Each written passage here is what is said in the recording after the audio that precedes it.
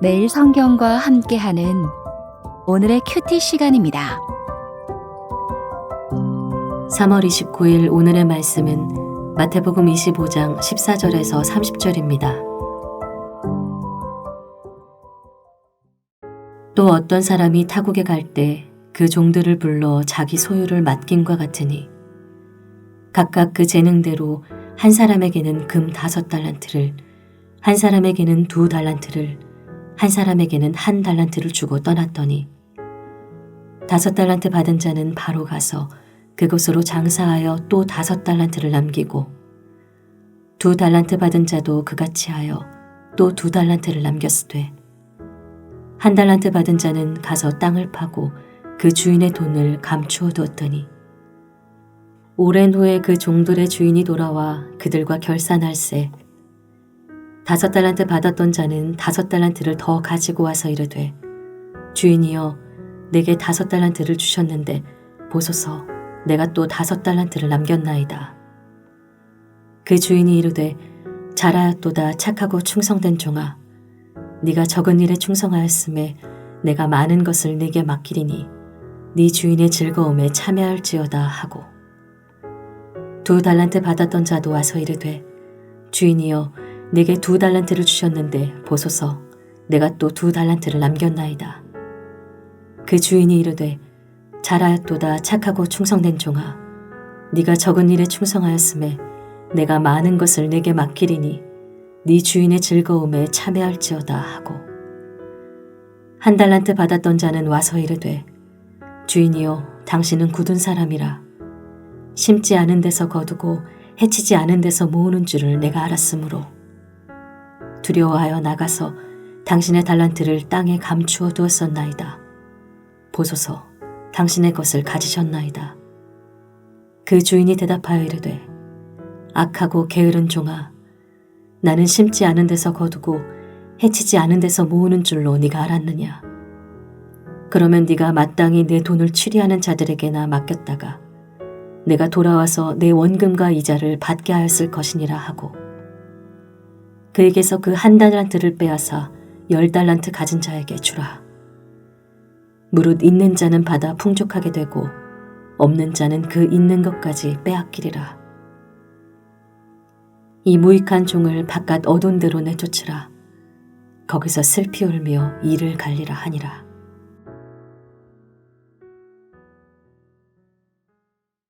오늘 본문은 달란트 비유로 잘 알려진 내용입니다.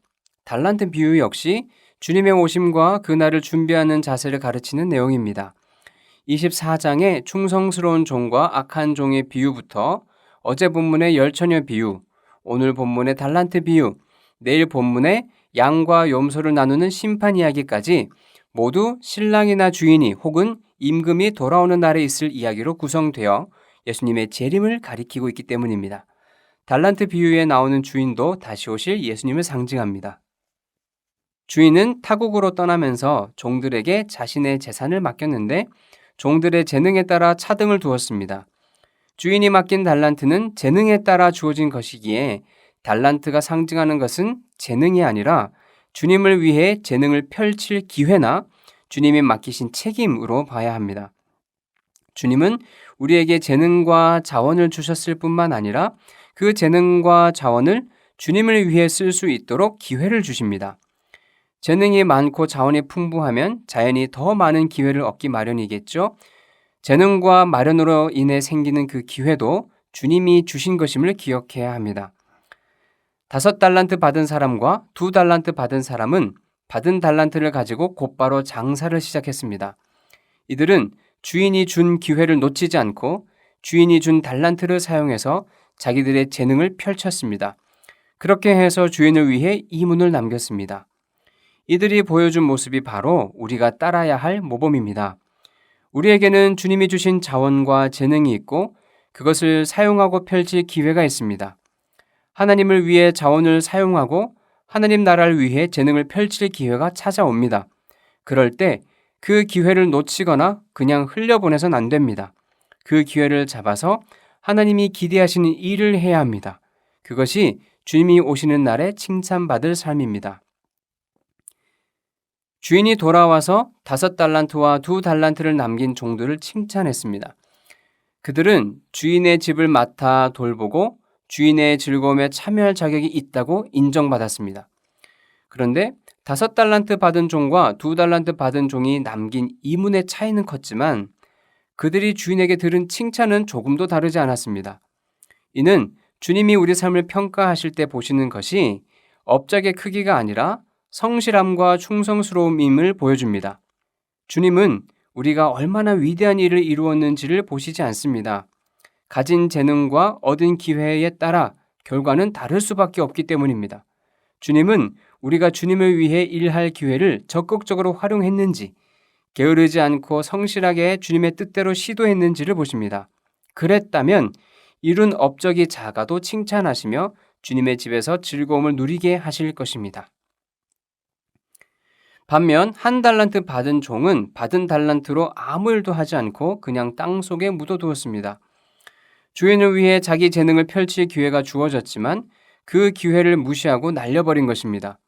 주인을 위해 아무것도 하지 않았습니다. 결국 그는 주인이 돌아왔을 때 주인의 집에 남지 못하고 쫓겨나고 말았습니다.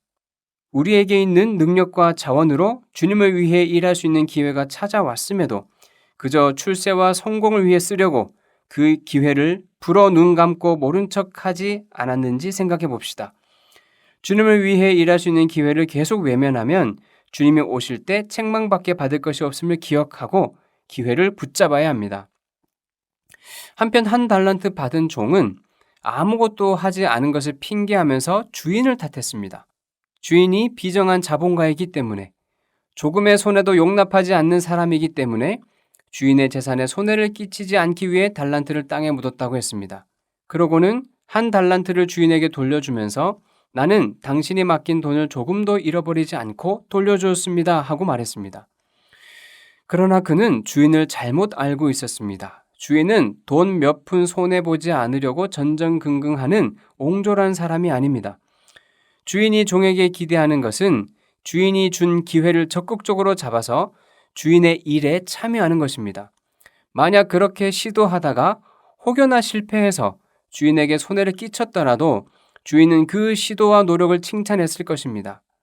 5달란트 받은 종이나 2달란트 받은 종이 열심히 장사하다가 망해서 주인의 재산을 날렸더라도 주인은 똑같이 그들을 칭찬했을 것입니다. 주님이 바로 이런 분이십니다. 주님의 자산과 자원은 무궁무진합니다. 주님은 우리의 실패로 인해 무너지실 분이 아닙니다. 우리의 실패로 인한 손실을 만회하고도 남는 분입니다. 그런 주님이 우리에게 바라시는 것은 반드시 사역에 성공해서 업적을 남기는 것이 아니라 주님을 위한 일을 시도하고 도전하는 것입니다. 주님이 추궁하시는 죄는 사역의 실패가 아니라 주님이 주신 기회를 외면하는 소극적 태도와 게으름입니다. 1달란트 받은 종은 주인을 오해했을 뿐만 아니라 악하고 게을렀습니다.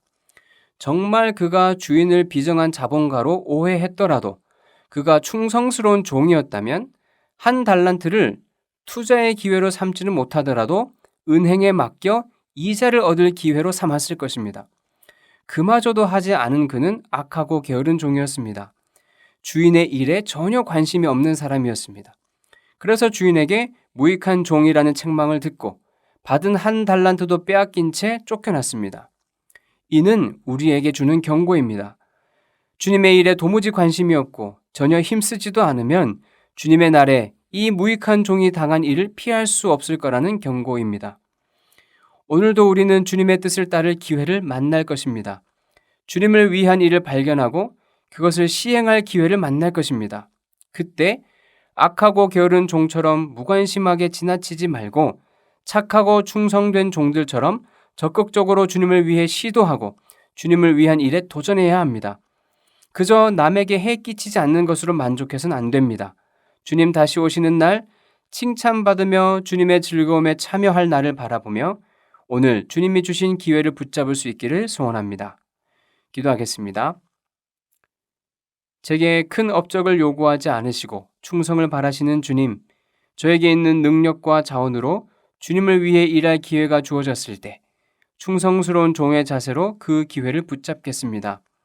넉넉하신 주님을 바라보며 실패를 두려워하지 않게 하시고 다시 오실 주님을 바라보며 이 땅에서 주어진 몫을 감당할 수 있도록 도와주십시오. 예수님의 이름으로 기도합니다. 아멘.